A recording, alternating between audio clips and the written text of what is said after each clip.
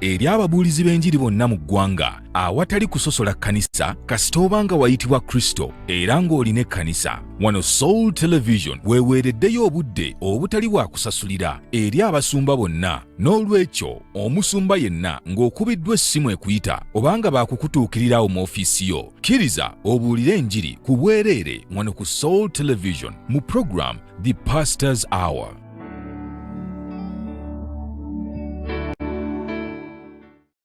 Erinnya lya Mukama waffe Yesu Kristo lyebazibwe nnyo abooluganda mwenna. Tubaaniriza nate era mu Pastor's Hour obudde obufaanagana bwe buti. Amanya nze Joseph Samukya, olw'ekisa kya Katonda neebaza Mukama ndi muweereza we era nva mu buweereza obuyitibwa Yimusibwa Ministries International e Ganda. Twebaza Katonda olw'obuweereza era twagala okutwala omukisa guno okwebaliza ddala Katonda kulwa omusumba waffe Musumba Rosias Bujingo ne Salt Media yonna olw'omukisa guno ogutuweebwa ng'ababuulizi b'enjiri okubeera nga tujja ne tubunyisa ekigambo kya Katonda eri ensi yonna, abali ku TV zammwe, abali mu madiiro, abali ku ssimu, wonna wooli mu Uganda ne bweru wa Uganda. Tusanyusa okubalaba nateera omulundi omulala. Erinnya lya Kristo lyebazibwe nnyo eri kyatukuumye ffenna nga tuli balamu era nga tukyayatula nti Yesu ye Mukama. Nga tetunnaba kugenda wala, katugulewo n'ekigambo ky'essaala tulyoke tutandike ku ekyo kye twagala okwogerako mu linnya lya Mukama waffe Yesu Kristo, omwana wa Katonda omulamu.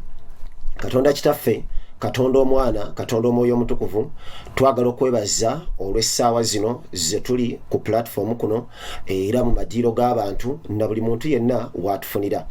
Katonda ayinza byonna, atalemererwa era atasingika, atali yanguzi newankubadde okutya amaaso g'abantu, tukuddiza ekitiibwa, ettendo, amaanyi n'obugagga byonna bibyo. Tetwagalako n'ekitono bwe kiti, byonna bikuddire mukwano gwaffe Yesu.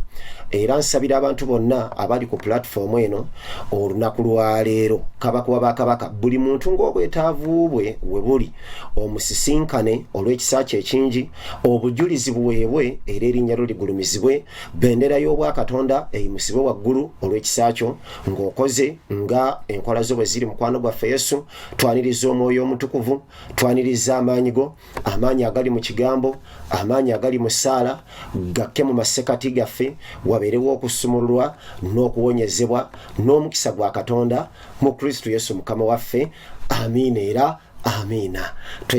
Tweyanzege. Olunaku lwa leero njagala tutandikirewo straight away. Twagala okugenda mu kitabo kya Luka essula ya 15 olunyiriri, tugenda kutandika n'olw'11. Twagala okulaba ku mwana ono, omwana eyazaawa, oba mu luzungu gwe bayita prodigal son. Omwana oyo eyazaawa, nina ebintu byenjagala olunaku olwa leero tubikwateko katono. Katonda nze manyi ajja kutuwa omukisa gw'amaanyi. Gwali eyo nsaba okwate peni yo ng'ewandiika, tokwate enkalu, okwate n'ekitabo ng'osobola okuwandikamu notisi zo, kubanga ebintu bye tugenda okwogerako mbyetaaga naye naawe obyetaaga mu linnya lya Mukama waffe Yesu. Katandikirewo n'ekigambo kya Katonda. Tuli mu kitabo kya Luka essula ya 15 olunyiriri, tutandika n'olw'11. Bayibuli egambye bw'eti: n'agamba nti waaliwo omuntu eyalina batabani be babiri. Kati ono omuntu gwe batugambako namba 1 kitulaga nti muzadde, ekitegeeza gwe atalina mwana okyasobola okuzaala. Kyekisookera ddala ako nno wandiise osobola okuzaala gwe atalina mwana,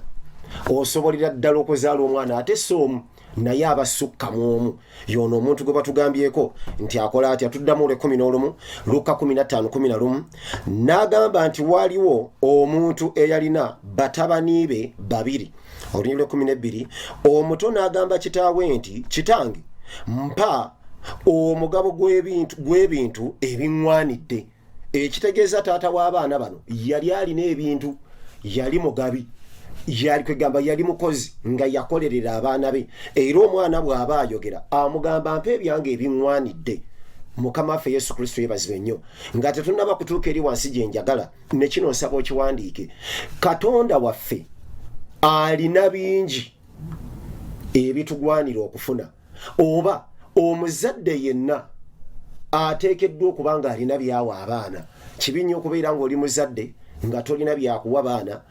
tugeze singa omwana akugamba nti daddi sirina kitabo n'omugamba nti ekitabo nange sikirina obuzadde awo buba bubuzeebuzeemu so siwe njagadde okuyitira siwe njagadde okwogerako naye njagadde kuyitirawo obuyitizi nakyo kitegeere nti omuzadde abeera n'ebyokugabira abaana mukama waffe yesu kristo osobola okwebuuza kati bwemba sibirina mbakolera eki saba katonda abirina ebibyo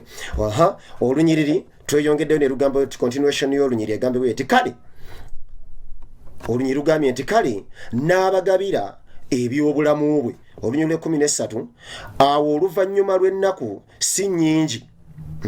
waliwo ennaku eziisewo si nnyingi oyo omwana omuto n'akuŋŋaanya ebibye byonna teyalikawo n'ekimu n'akuŋŋaanya ebibye byonna n'atambula n'agenda mu nsi ey'ewala n'asaasaanyiza eyo ebintu bye mu mpisa embi ebintu babimuwadde byonna talina kyaleseewo atambudde nabyo agenze mu nsi ey'ewala agenze kola atya kubisaasaanya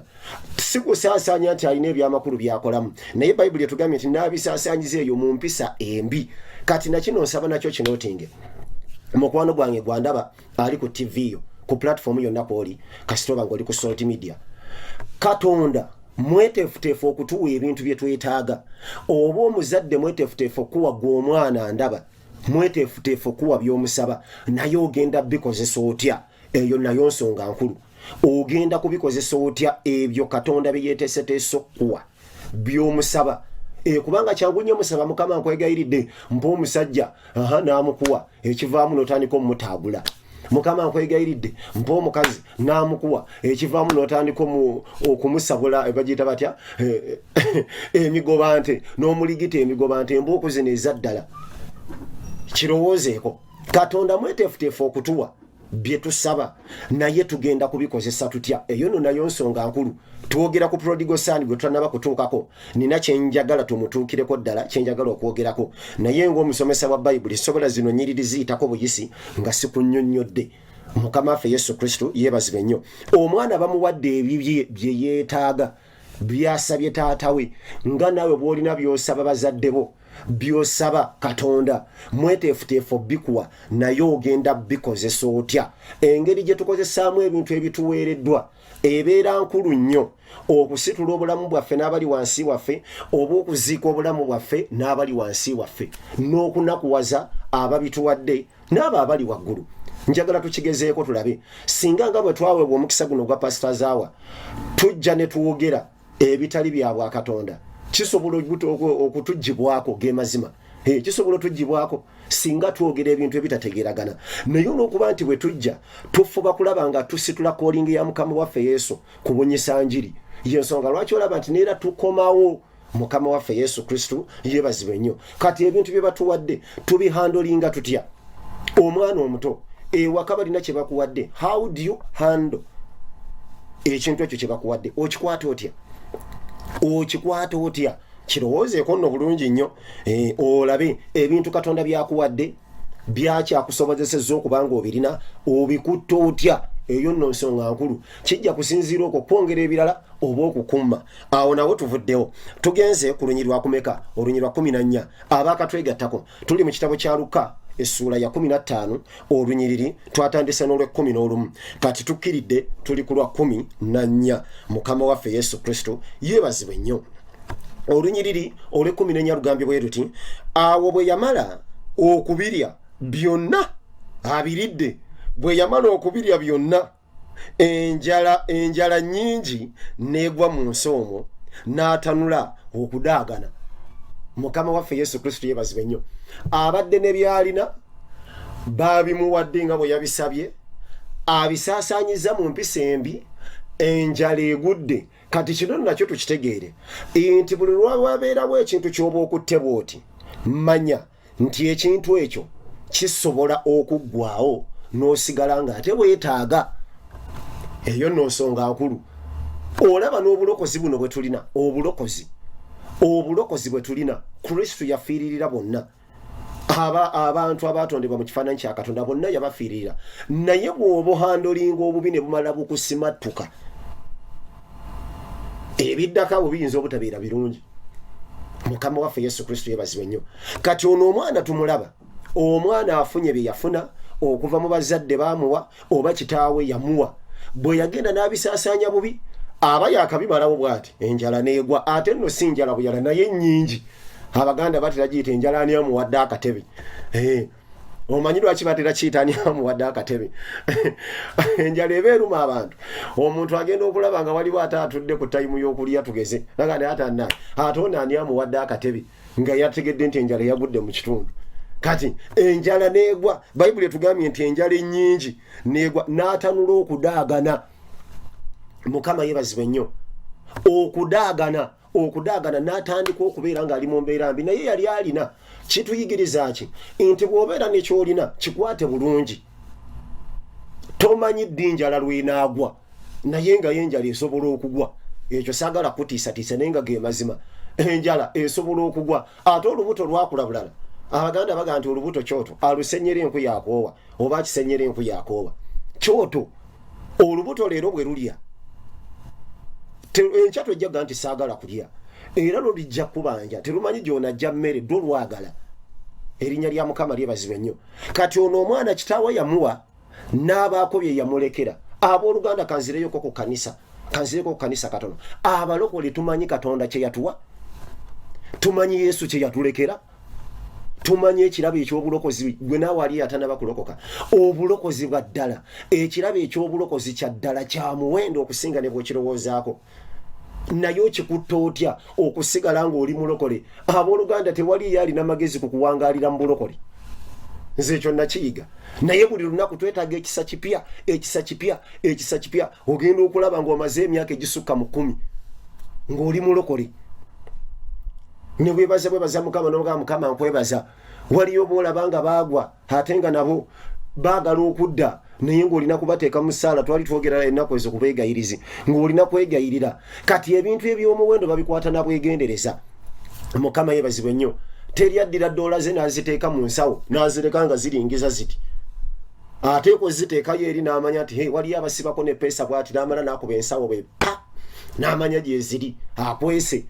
n'obulokozi tubukwate tutyo n'ebintu katonda byatuwadde tubikukulire nga biri wala bivaayo lwa nsonga waliwo enjala lwejja okugwa nga busaasanya mu mpisa embi ekyo kiwedde katugende nakyo ndowooza tukinyonyoddeko bulungi omwana atandise okudaagana yasaba ebintu mu bulungi atandise okudaagana mukama yeebazibwe nnyo kibi nnyo okusaba katonda emmotoka bavubuka bannange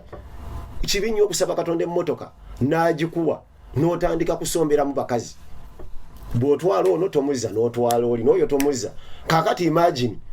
tugeze katonda omusabye akagaali ate saagala osabe kagaali nkwegayiridde tosaba akagaali wadde okukkiriza kwa kutono nnyo naye era bwe tunaaviira ku njiri eno nga kuzimbiddwa mukama yeebazibwe nnyo nina ekintu kyentera okugamba eyo abantu mikwano gyange nga tunyumya nembaga naye bannaayi abamu balokole nga abamu si balokole naddala abatali balokole ntera nnyo babeeramu ne tunyumya naddala ku kristo nembaga naye bannaayi olina akagaali kamaanyi ga kifuba kwotwala obuwala bwobutwala eri bwobuzza kati katonda bw'oli musaba Nuuwa n'agikuwa etwala 8 tolimalawo ensi yonna mukama yeebazibwe nnyo omulenzi yalina byonna muzadde we yabimuwa nga bwe yabisaba naye n'abisaasaanya obubi n'abikwata bubi abooluganda tukwate bulungi bye tulina olina abaana bakwate bulungi olina omukyala mukwate bulungi mukyala gw'olina omwami mukwate bulungi abaweereza katonda akuwadde kyansi olina w'oyimirira kwatawo na bwegendereza va mu bino kwatawo na bwegendereza kubanga si buli muntu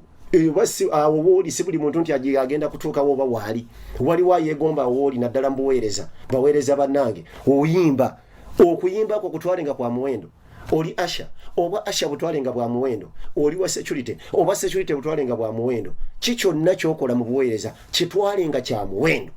kubanga bwe kimala ne kikugibwako bwe kityo okukizza lutalo mukama yeebazibwe nnyo tugenze ku ddakiika yakomeka not ku ddakiika ku lunyiriri sorry for that tugenze ku lunyiriri olunyiriri tuli ku lwakomeka lwa 14 awo bwe yamala okubirya byonna alidde talese nawo wadde ne kino ndowooza tukiyigireko kibi nnyo okulya byonna n'obimalawo yo bayibuli neebuuza nti kiri kugasa ki okulya ensi yonna n'ogimalawo n'ofiirwa omwoyo kati ono alidde talidde naye alidde byonna talinaawo kyaleseewo kibi nnyo okulya byonna n'omalawo ng'okimanyi nti n'enkya waliyo olunaku olulala kituyigiriza ki beerako bw'oseevinga eyo no nayo nsonga nkulu beerako engeri gye weeyigirizaamu okuseevinga buntu butono oyinza okuba tofuna kinene naye era n'anaagaggawala naye tayoola buwumbi atandikira ku 1,2,3,4,5 bw'ato n'agenda ng'agattako bugasi ako nako ndowooza tukayiga akagambo akafaanagana bwe katyo bw'olya tolya byonna tolya byonna kumalawo obumazi nina kyenzijukidde kati kireke ekyo olunyiriri tugenze enjala katuddeyo olunyiriri lw'14 bayibuli egambye bweti awo bwe yamala okubirya byonna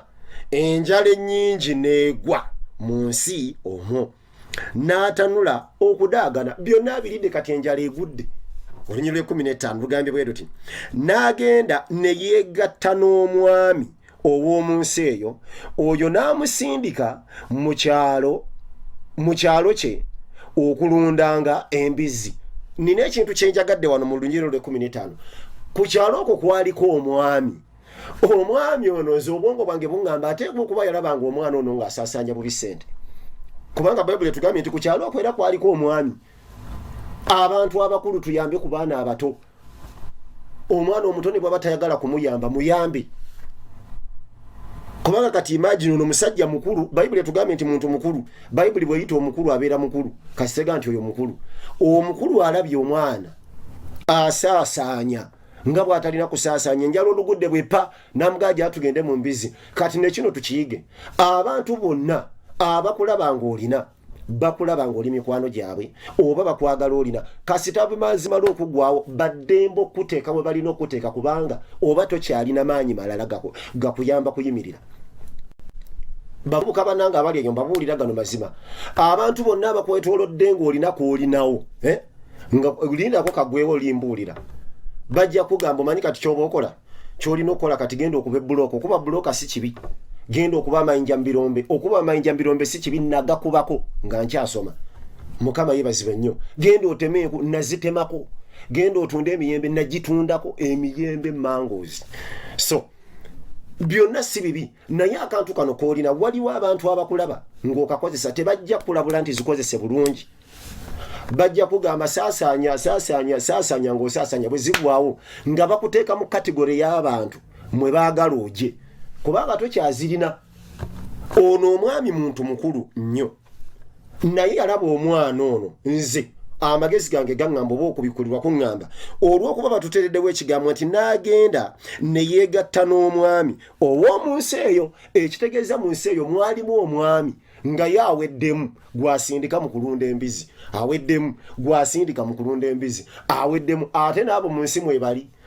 bwe babazigira buzigi nti gundi aweddemu mugende mumumpitire kasi tojja ng'akufootola ng'afuna gy'akuzza kati twerwaneko obutafootolwa mu linnya lya mukama waffe Yesu omwami amusindise mu kyalo genda olunda embizi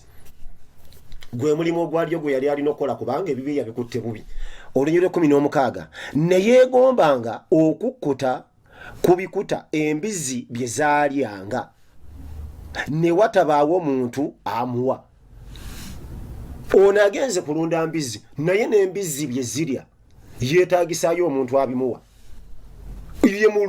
ye mulunzi ali mu mbizi naye olw'okuba nti si bibye yeetaagisaayo era omuntu amuwa ku bikuta bino kati nonekano tukayige muweereza muganda wange mukwano gwange omulokole naawe atandaba kulokoka tokwatanga ku bitali bibye wadde mu kampuni mwokola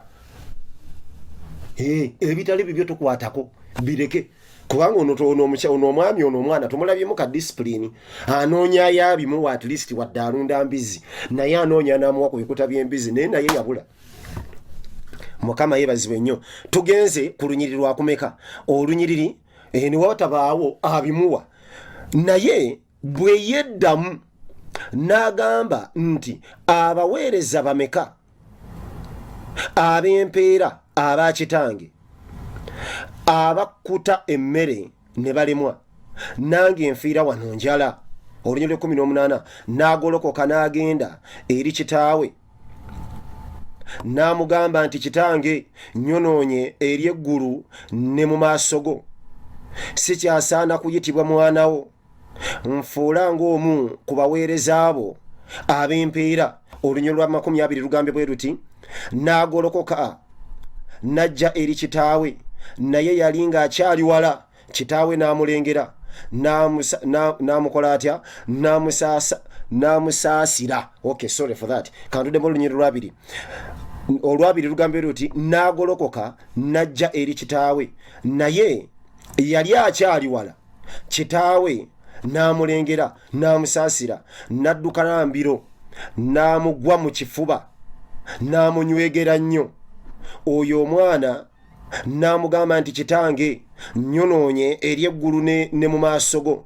sikyasaana kuyitibwa mwana wo. Olunyolo lwa 22. Naye kitaawe n'addamu n'amugamba nti, muleete mangu olugoye olusinga zonna. Olunyolo lwa 22 lwe mbadde njagala. Olunyolo lwa 22 lwe mbadde njagala. Naye kitaawe n'amugamba, oba kitaawe n'agamba abaddu be nti, mugende muleete mangu olugoye olusinga zonna, mulwambaze oba mulumwambaze,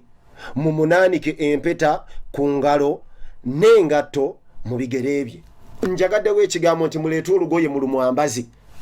Mukama yeebazibwe nnyo. Ewa Katonda byonna bye tubeera tuzze nabyo ne bw'oba wayonoona otya, nga tunaatera okumaliriza, ne bw'oba wayonoona otya, bw'otuuka mu maaso ga Katonda waliwo ekyambalo kyakwambaza. Ekyambalo ekyo kyakwambaza nga kigenda kukusaaniza okufaanana famire eyo. Mukama yeebazibwe nnyo. Waliwo ekyambalo Katonda kyateekeddwa okukwambaza. Mukama yeebazibwe. Twebaza Katonda. Ekyambalo ekyo Katonda akirina, buli muntu akyetaaga okukimwambaza. Ono muzadde Bayibuli etusiigira ekifaananyi kino, newankubadde nti etusiigira ekifaananyi nga kya muntu buntu, naye nga okunnyonnyola kwa passage eno yonna ekulaga engeri Katonda gy'atwanirizaamu. Yonna engeri nga bwe tuba tuzze, ne bw'oba wayonoona kwenkana ki, ne bw'oba watta muntu, nkyogeredde mu kamera kale, ne bw'oba watta muntu, ne bw'oba gwakyasinza okulya enguzi mu Uganda wano, kasi tojja eri Katonda amanya bumanya ati kati amagezi ke gakujjidde n'ojja, waliwo kyokooye. Katonda alina ekyambalo ky'ayagala okwambaza ng'akuggyako kiri ekikadde, kubanga akimanyi nti ekyambalo ky'ekikadde tekijja kukola mu Bwakabaka. Ekyambalo ekikadde ky'obadde oyenderamu, ky'obadde obbiramu, ky'obadde onyweramu walagi, ky'obadde onyweramu bwakata, ky'obadde okoleramu buli kimu kyonna, Katonda ayagala kikwambulako, akwambaza ekyambalo ekirala nga bw'olaba prodigal son ono bwe yali. Mukama yeebazibwe nnyo. Prodigal son baamuwa buli ekyetaagisa n'agenda n'akikozesa bubi, naye bwe yakomawo kitaawe yamugwa mu kifuba. Mukwano gwange gwali eyo, olowooza wakola kinnya ekinene Katonda kyatasobola kusonyiwa? Katonda asobola okusonyiwa. Oguntu ne bwe gubeera gunene gutya nga gw'olaba gunene, mu maaso ga Katonda kasita okyuka n'okomawo n'odda gy'ali, agenda kugwa mu kifuba, agenda kuwambaatira, agenda kukolamu omulimu, olabe ng'odda mu layini. Nkusabira ekyambalo ekyo bw'okomawo ewa Yesu kati nga bw'ogenda okwatula obulokozi, Katonda akuggyeko ekyambalo ekikadde, akwambaza ekyambalo ky'ekipya, obeere omuntu ateredde mu maaso ge, mu linnya lya Mukama waffe Yesu Kristo. Ayagala okulokoka, tuddemu ebigambo bino mu linnya lya Mukama waffe Yesu. Gamba, Yesu, nkwebaza olw'ekigambo kye mpulidde, nkimanyidde ddala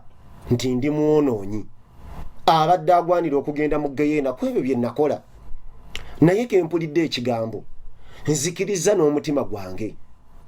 okuweebwa obutuukirivu, era njatula n'akamwa kange, ndokosa ate ndokokedde ddala, ebyonoono byange byonna binsanguleko, ompa obutuukirivu obwo, onnyambaza ekyambalo ekyo omwana ekyamwambazibwa ng'akomye mu maaso ga kitaawe, nange kye njagala okwambala. Nzikiriza ng'oli kitange era nange ndi mwana wo, nzikakkana wansi wo, weeyongera okunnyamba Mukama, era nsazeewo nga sikakiddwa, ndokose era ndi mulokole. Amiina. Olwo n'omaze okulokoka, kale katusabire wamu ffenna tumalirize. Katonda Kitaffe, Katonda Omwana, Katonda Omwoyo Omutukuvu,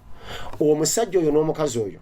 omulenzi oyo n'omuwala abalokose, n'ababadde abazizza obujja endagaano yaabwe naawe Mukama, nkwegayiridde banyweze mu kisa kye ekingi, mu maanyi g'amangi, obawanirire, obakwekere ddala mu musaayi gwo, mu kigo kiri kyennyini eky'amaanyi mu okweka abatukuvu Mukama gye baddukira ne babeera mirembe. Buli muntu omuwa obuwanguzi nga bwe kigwanidde mu Kristo Yesu Mukama waffe, omwana wa Katonda omulamu. Nsigadde ndi Apostle Joseph Samukya okuva mu Yimusibwa Ministries International. Twebaza Mukama Salt Media, Katonda batuweera omukisa, bawangaalire ddala ne House of Prayer n'omusumba Rosias Bugingo. Mukama abatwagalire ne famire yonna. Amiina era amiina. Bye bye. Salt Media etaddewo omukisa eri ababuulizi b'enjiri bonna mu ggwanga awatali kusosola kkanisa kasita obanga wayitibwa